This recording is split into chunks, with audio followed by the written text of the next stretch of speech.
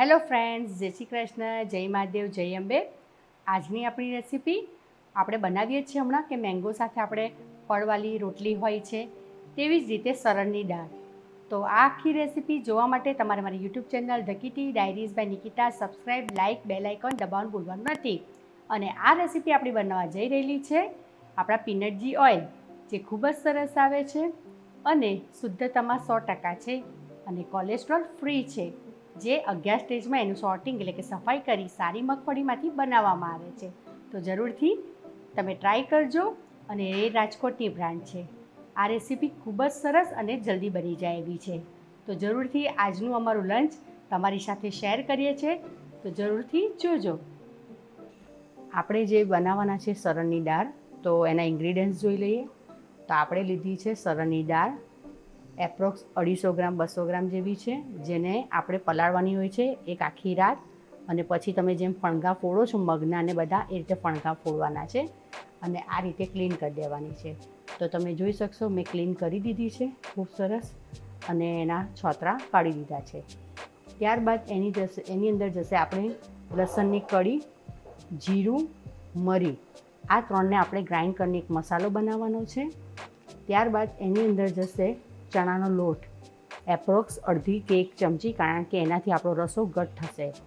અને રાઈ, વઘાર માટે રાઈ અને હિંગનો યુઝ થશે.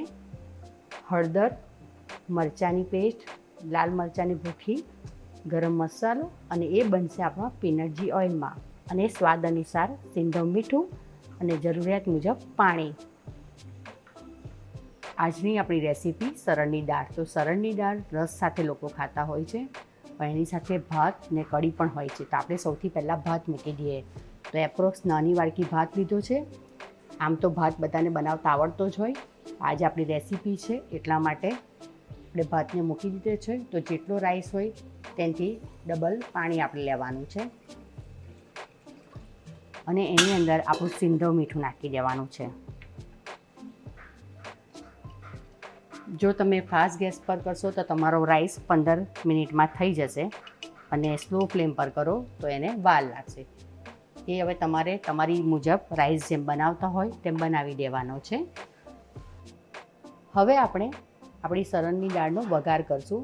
તો સરણની દાળના વઘાર માટે આપણે પહેલાં પીનટ ઘીનું ઓઇલ લેશું. ત્યારબાદ એની અંદર જ્યારે આપણું ઓઇલ ગરમ થઈ જાય એટલે એની અંદર નાખશું. ત્યારબાદ એની અંદર આપણે આપણી સરણની દાળ નાખી દેવાની છે. આપણો મસાલો જે આપણે વાટ્યો છે લસણ, મરી અને જીરુંનો, તે નાખી દેવાનું છે.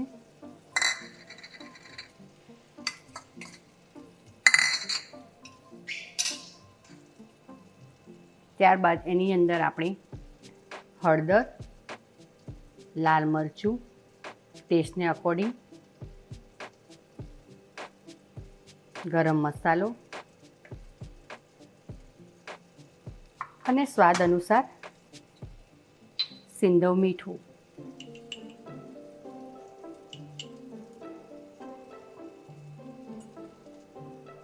અને જેટલી તમને ગ્રેવી જોઈએ એટલે કે રસો જોઈએ એટલું પાણી. આ કોરી હોતી નથી, રસાવાળી ખૂબ જ સરસ રાઈસ સાથે લાગે છે.